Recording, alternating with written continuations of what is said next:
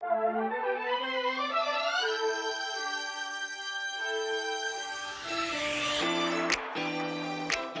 as we get ready to go a little bit deeper into this subject, there's a question that we had yesterday as I was going through some of this. And the question was to audit your thoughts, basically a thought audit.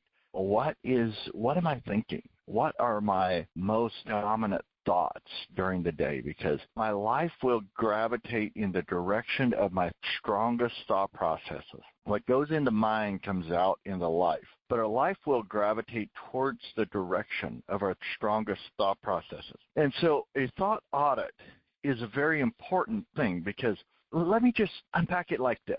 Are you excited about your future? If the answer is no, that is huge revelation of your thought process. Because if you're not excited about your future, your thought process is telling you a lie. You know, I shared the story of these office workers that were playing the game of capture the flag and how this one guy tried to lock somebody in the closet and didn't work out. However, he told him with all the authority and power that he could that you're locked in, you're going to stay there all day. And the guy believed it, never even tried the door. He never even tried the door. He finally tried to climb up and get out over the ceiling tile, which didn't turn out so well. Anyway, bottom line is he never even tried the door.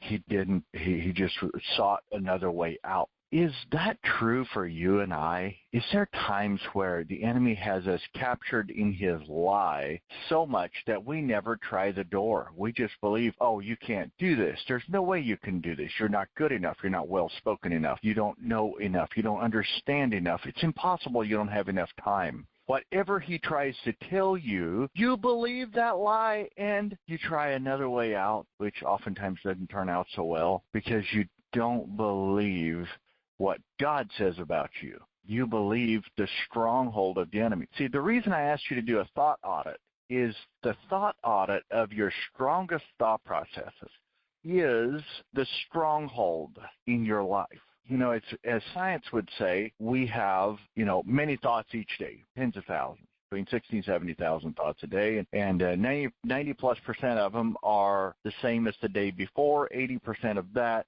is negative thoughts.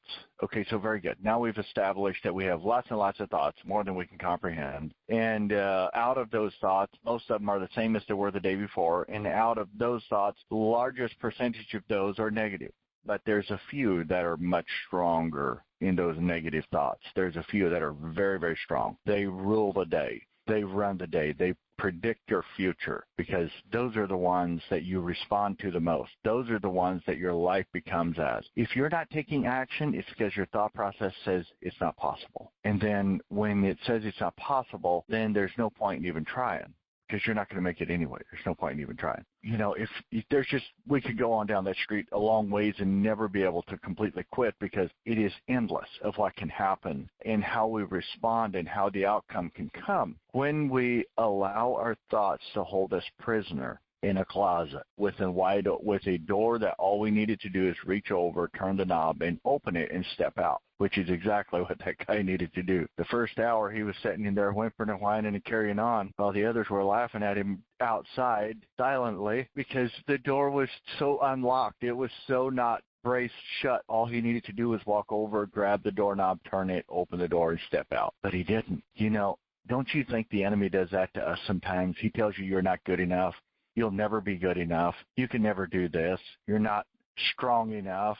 You don't have the right words. Your relationship will never get better. And he says all those things, and you're sitting there believing it, where all you needed to do was reach over and turn the knob of personal growth and begin to grow yourself and end up getting the things you desire in life and having the relationship you desire, having the finances you desire. But you see, those strongholds keep you from reaching for the doorknob. Oh, yes, it sounds good. Yeah, absolutely. I love this stuff. It's good stuff. But I never take action on it because I don't believe it will work for me. I believe it'll work for other people. Of course it would.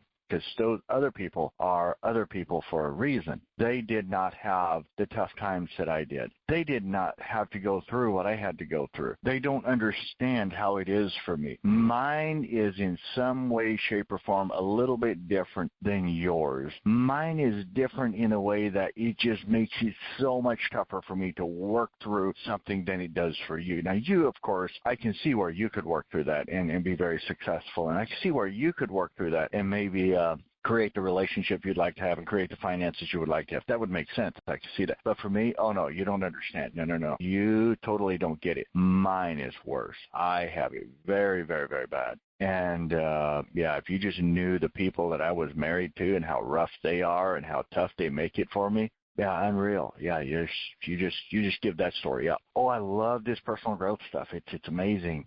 But the lie that you're being told, it doesn't work for you. And so you'll never reach for the doorknob. You'll never reach to step through that. Now, let me share this. This may support you. I cannot defeat what I don't define. I'll let you take a note on that. I cannot defeat what I don't define. So if I don't define the stronghold, I will never defeat it. Now, the stronghold in my book coming out of blind spots is considered a blind spot. It's also a stronghold. I can't defeat what I don't define. So if I don't define these blind spots, I'll never defeat them. And sometimes you have a coach holding up the mirror and show you your blind spot, and then you get all mad and frustrated and angry at the coach like he did something wrong. Really? All he did is showed you your blind spot, showed you the predominant thought process that's creating your lifestyle. And you want to hang on to that lifestyle so bad that you get mad at the person that actually strives to help you release it. And then that stronghold persists. And it stays there, and it continues dominating your life. Okay, as I share that, I just want to encourage you. You can never defeat what you don't define. So a thought audit is very important. Going back and looking again, many of your thoughts are keeping you captive. There's a few thoughts, though, for some of you, that is allowing you to start stepping through that door. And you're starting to realize it is possible. I can do that. I can make this happen. It is real for me. And you start creating new neural pathways. And those new pathways feel a lot better. They feel empowering. They feel like you're moving in the right direction. They feel like that is you get excited about your life ahead of you. You start being enthusiastic, and you start being optimistic about what's coming up. Once I see an optimistic, enthusiastic person about their life, I realize the neurons they're feeding, basically, they're creating new neural pathways that will lead in the direction that where they truly want to go and where they know they should be going. Sometimes you just know you're not where you should be, but you don't know how to get there. And that's why this coaching is so incredibly important and so powerful, is because it does help us discover what's holding us back. It sometimes wakes us up to what's really inside of us.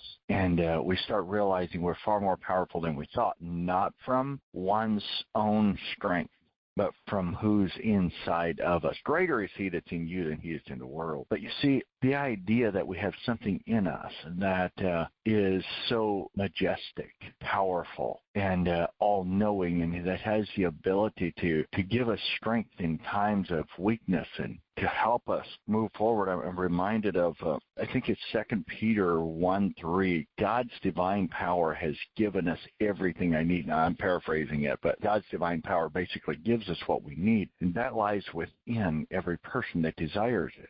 So with that within us, if we start understanding what the truth actually says about us. The truth says you're fearfully and wonderfully made. The truth says greater is he that's in you than he that's in the world. But you see, when it comes to believing that I can be successful, when it comes to believing that I can overcome, when it comes to believing that I am more than enough, we start to disbelieve the actual truth. You see, the truth will set you free. You'll have freedom of knowing and freedom of acting and freedom of just being you, allowing yourself to totally take control of your life and go in the direction that you know you should go and serve and experience life at its fullest. The truth will set you free. You see, the truth is not a concept. It's not some elusive, enigmatic concept. The truth is a person, and the name of truth is Jesus Christ. with that being said, guys, audit your thoughts. Watch what the strongholds are in your life. I'm not enough. I don't have enough. I will never have enough.